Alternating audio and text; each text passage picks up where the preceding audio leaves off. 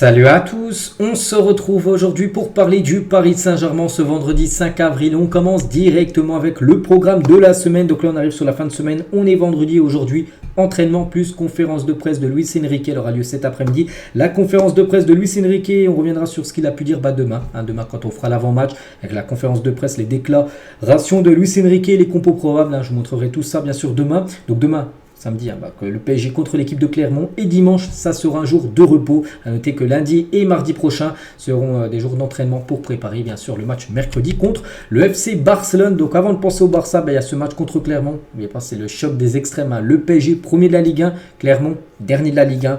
Donc il va faire tourner bien sûr pour cette rencontre. Donc le match est au Parc des Princes, c'est prévu demain soir à 21h. Donc l'entraînement du jour tient au campus PSG sous le beau soleil actuellement du côté de Paris ou même partout en France, il fait beau aujourd'hui. Donc Gonzalo Ramos ou par exemple Marco Asensio, juste de photos aujourd'hui lors de l'entraînement. Et concernant ce match, donc demain il va beaucoup faire tourner. On peut voir que Zaïre Emery devrait être préservé contre Clermont ce week-end. Il a été touché une petite gêne lors du dernier match contre l'équipe de Rennes, donc il devrait souffler. Demain, pas de risque pris. Le PSG ne veut prendre aucun risque avant le choc face au FC Barcelone et le veut à 100%. Donc demain en gros, même si je sais pas, j'ai pas vu encore le groupe, il sera dévoilé cet après-midi lors de la conférence de presse de Luis Enrique. Donc même s'il est dans le groupe, devrait être sur le banc tout simplement. Voilà, Zaïre Emery, ça se peut même qu'il soit même pas dans le groupe, voilà, pour qu'il soit bien sûr prêt à 100% pour le match contre le Barça mercredi prochain. Donc concernant Dembélé, Kylian Mbappé, donc ne devrait pas démarrer la rencontre, il devrait bien être dans le groupe demain, mais il devrait être remplaçant. Il va faire tourner, donc regardez à quoi pourrait ressembler le 11. Donc Donnarumma devrait être le gardien, donc là pas de rotation de gardien. Donc Hakimi, là aussi pas de rotation, parce qu'Hakimi pourrait potentiellement être défenseur droit. Mais Danilo, Skriniar, qui a besoin de temps de jeu, et Mukele pour être défenseur gauche. Carlos Soler aussi, ça fait longtemps qu'on l'a pas vu titulaire, pourrait démarrer demain. Avec Ugarte et Kangini. Et devant Asensio, Kolo Muani et Gonzalo Ramos. Voilà, ça pourrait être ça, le 11 de départ. Bon, c'est un 11, bien sûr, comme impressionnant. Et avec cette équipe-là, bien sûr, le PSG doit s'imposer demain contre l'équipe de Clermont. Le Paris Saint-Germain, n'oubliez pas, donc là, ça fait déjà 26 matchs d'affilée sans défaite. La dernière défaite remonte, c'était contre l'AC Milan à San Siro le 7 novembre 2023. Donc demain, s'il n'y a pas de défaite, ça fera 27 matchs d'affilée. Et on espère aussi le 28e match sans défaite lors du prochain match après, bien sûr, contre le Barça. Parce que regardez le programme, donc Barça après 2 fois, match aller, match retour, à l'intervalle de 6 jours, il n'y aura pas de match au milieu, ça c'est plutôt une bonne nouvelle. Concernant le Barça, ils ont un match au milieu, entre le match aller et le match retour. Ensuite il y aura Lyon, Lorient et l'équipe du Havre au programme pour finir bien sûr ce mois d'avril. Et du côté de Barcelone, parce que bien sûr du côté de PSG, prépare déjà le match, mais bon, même si beaucoup de personnes pensent tout d'abord au match contre Clermont, mais du côté du Barça, eux, ils pensent au PSG depuis longtemps, parce que leur dernier match qu'ils ont disputé, c'était samedi dernier. Voilà, donc il y a déjà pas mal de jours, ça fait déjà 6 jours, leur dernier match qu'ils ont joué. Le prochain match sera contre le PSG, ils ont avait 10 jours pour préparer, donc eux, bien sûr, les journaux, ça parle que de ce match, et ça parle beaucoup avant le match, montrer ça à nos joueurs. Donc la une, par exemple, aujourd'hui du journal Mundo Deportivo, c'est un entretien exclusif avec Lamine Yamal, où il tient, on peut voir la Tour Eiffel et c'est marqué en titre en gros, voilà, donc un résultat pour mercredi face au PSG 1-0 et je marque le but. Donc voilà, en gros c'est son pronostic, une victoire du Barça 1-0 au parc avec un but de Lamine Yamal, parce qu'il a fait une longue interview bien sûr par rapport au PSG, tout ça, l'adversaire en Ligue des Champions. Donc voilà, il faut montrer cette une bien sûr aux joueurs du PSG pour les motiver, parce que voilà, les journaux bien sûr catalans, eux, ils se voient déjà bien sûr en demi-finale de Ligue des Champions. Et concernant ce match, une petite info également, les gars, Luis Enrique envisage de faire jouer Warren Zaïre Emery en tant que latéral droit pour remplacer Hakimi qui est suspendu. N'oubliez pas qu'Hakimi, les gars, il a pris un jaune, la Real Sociedad, il ne sera pas là pour le match aller, il fera son retour lors du match retour, donc il faudra trouver quelqu'un pour le remplacer, et ça pourrait être Zaïre Emery qui pourrait commencer du coup défenseur droit. C'est pour ça que demain il ne veut pas le faire jouer, vraiment pour qu'il soit sûr à 100% d'être présent et pour qu'il soit mis en défenseur droit. Et il semble hésiter à utiliser Nordi Mukele pour ce match contre le Barça, parce que normalement Mukele de base c'est un défenseur droit de base, on est d'accord. Mais il a plus de certitude sur Zaïre Emery, qui n'est pas un défenseur droit, qui est un milieu de terrain. Donc voilà, c'est vrai qu'il va falloir se poser la question qui sera le défenseur droit pour ce match. Et pour l'instant, ça serait, d'après l'équipe, plutôt Zaïre Emery qui devrait être titulaire dans cette position-là. Concernant Bradley Barcola, donc de retour à la course en individuel, ça c'est plutôt une bonne nouvelle. Bon, il ne sera pas disponible, bien sûr, pour la rencontre demain contre Clermont. Pas de risque pris, c'est Clermont. Un match quasiment sans enjeu pour le Paris Saint-Germain. Il y a déjà ce qu'il faut, on va dire, en remplaçant pour être titulaire, tout ça. Donc Bradley Barcola, en gros, l'objectif, l'espoir quant à sa participation dans le groupe pour affronter le Barça est présent, mais reste très incertain. Il y a des chances qu'il soit là, vraiment c'est du 50-50, on ne sait pas, parce que le match est quand même dans 5 jours, ça sera Mercredi prochain, pour l'instant, on ne sait pas s'il pourra être disponible ou non pour cette rencontre. N'oubliez pas qu'il a été blessé lors de la trêve internationale avec l'équipe de France Espoir. C'était une blessure derrière la cuisse, c'est que ça prend au moins 3 semaines, hein, donc on verra. Voilà, on verra. Il peut ne pas être là aussi présent pour cette rencontre. Concernant Nuno Mendes, après une longue blessure, Nuno Mendes a un niveau proche de ce sommet selon l'équipe. Donc ce sommet, en gros, c'est dire son prime. Ça, c'est plutôt une bonne nouvelle. Il a mis du temps à revenir. Hein. Déjà, ça a pris au moins plus d'1 an pour revenir. Et là, depuis quasiment au moins 2 mois, il rejoue, hein, bien sûr, Nuno Mendes. Et là, en gros, il est très proche, niveau proche de ce sommet. Donc, il est proche de son prime. Bonne nouvelle, bien sûr, vu que là, on rentre dans le sprint final, bien sûr, de la saison. On va parler de cette info. C'est vrai que les chiffres ne mentent pas. Hein. Donc, on est en avril et Neymar a quand même toujours plus de buts qu'Ousmane Dembélé au PSG cette saison. Un Neymar, les gars, c'est 2 buts. Il a marqué quand? Il avait marqué lors de la pré-saison avec le PSG. Souvenez-vous, quand l'équipe était partie en Asie, je crois que c'était au Japon, on disputait. Il y a eu 3 matchs, 3 matchs amicaux. Il a marqué 2 buts, Neymar, et voilà, son compte aussi les matchs amicaux, 2 buts pour Neymar, Dembélé seulement 1 but, hein.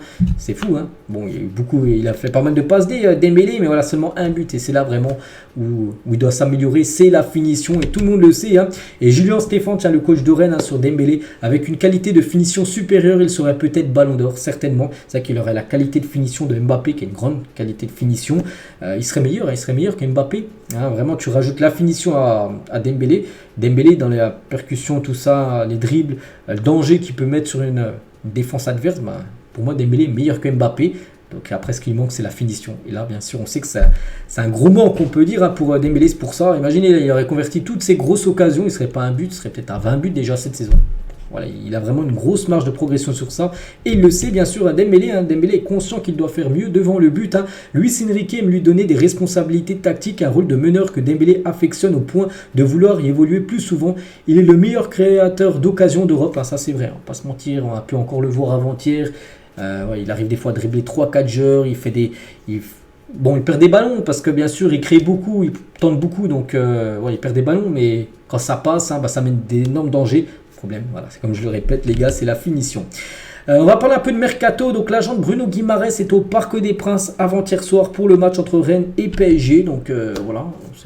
Donc le joueur, n'oubliez pas, dispose d'une clause de 115 millions d'euros valable pour les clubs étrangers selon la presse anglaise.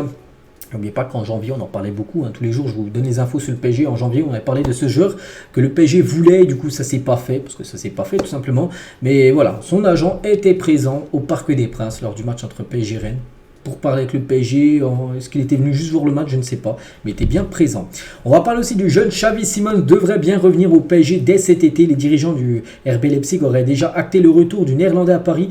Il entrerait dans le plan de jeu de Luis Enrique pour la saison prochaine. Donc voilà, concernant Xavi Simons, il devrait bien être de retour pour la saison prochaine. Et ça, c'est plutôt une bonne nouvelle parce qu'on pense bien sûr qu'il peut apporter beaucoup à l'équipe. Du côté de l'Italie, regardez la Corriere dello Sport aujourd'hui. Aujourd'hui, tiens, ce vendredi 5, le PSG est toujours intéressé par Osimhen, voilà ce qui titre aujourd'hui. Le club de la capitale se serait même rapproché de la valeur de la clause.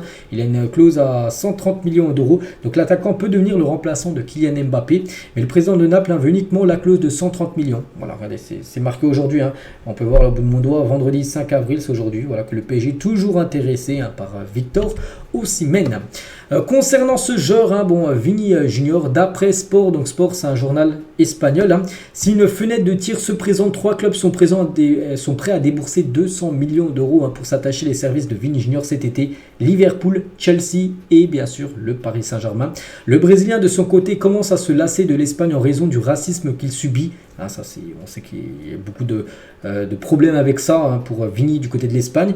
Et vraiment, si une fenêtre de tir se présente, parce que pour l'instant, moi je ne le vois pas quitter le Real. Après, on ne sait jamais, les gars. Il y a plein de joueurs, on ne le voyait pas quitter les clubs. Mais si on ne le voyait jamais quitter le Barça, il est venu au PSG. Il y a plein de joueurs, on ne le voyait pas aller dans ce club-là et ils y sont allés. Donc on se dit pourquoi pas Vini ailleurs. Et c'est vrai que pour le PSG, bien sûr, le PSG peut faire d'énormes efforts financiers, au moins investir à 200 millions d'euros sur le mercato, sur un joueur comme Vini Junior, qui serait bien sûr un joueur parfait pour remplacer Kylian Mbappé. Bon, pour l'instant, c'est seulement des rumeurs, on verra. On va parler aussi de Bernardo Silva, qui envisagerait toujours de quitter Manchester City cet été. N'oubliez pas qu'il dispose d'une clause libératoire fixée à 58 millions d'euros. Donc pour le PSG, 58 millions d'euros, je ne pense pas que ça soit un souci. Donc voilà, concernant ce joueur aussi, qui sera certainement aussi sur les tablettes du Paris Saint-Germain dans quelques mois. Concernant Kylian Mbappé, donc maintenant il va quitter le club, hein. Donc la signature de Mbappé l'été prochain ne fait plus aucun doute, hein. Selon les informations du journal Marca, Mbappé sera celui qui décidera la date de l'annonce de sa signature au Real Madrid. L'annonce n'aura pas lieu tant que le PSG sera encore engagé en Ligue des Champions, parce qu'il peut avoir potentiellement un PSG Real Madrid en finale de Ligue des Champions. Ces deux équipes s'affrontera seulement en finale, hein, parce que chacune est dans une partie différente du tableau final de la LDC. Donc voilà, vraiment, quand il annoncera sa décision de son futur, voilà, qui devrait être certainement le Real, donc ça sera quand le PSG sera plus en Ligue des Champions, donc on espère le plus tard possible, hein. Donc voilà, concernant Kylian, hein. Et le Real aimerait même présenter Mbappé au Bernabeu le 28 ou 31 mai prochain. Pourquoi? Ceci dans le but de profiter des infrastructures mises en place au stade pour le concert de Taylor Swift les 29 et 30 mai prochains, parce que cette chanteuse-là sera au Bernabeu pour faire deux concerts, 29 et 30 mai, et le stade sera mis pour les infrastructures du concert. Et en gros, ils aimeraient profiter, le Real, vu qu'il y aura tout qui sera en place pour présenter en gros Kylian Mbappé. Donc voilà, concernant le joueur Kylian. Et on finit, je crois, sa dernière info du jour, oui c'est bien ça, avec Donnarumma par rapport à son énorme match la semaine dernière, hein, contre l'équipe de Marseille, 10 arrêts, les gars, il a reçu cette magnifique carte, hein, bien sûr, boost, hein, dans le jeu FIFA Ultimate Team. Donc voilà les gars, tout ce qu'il y a à dire aujourd'hui, j'espère que ça vous a plu. On se retrouve bien évidemment demain samedi pour le prochain numéro. On fera l'avant-match, hein, bien sûr, de la rencontre entre PSG et Clermont prévu demain soir. Bonne journée à vous et à demain.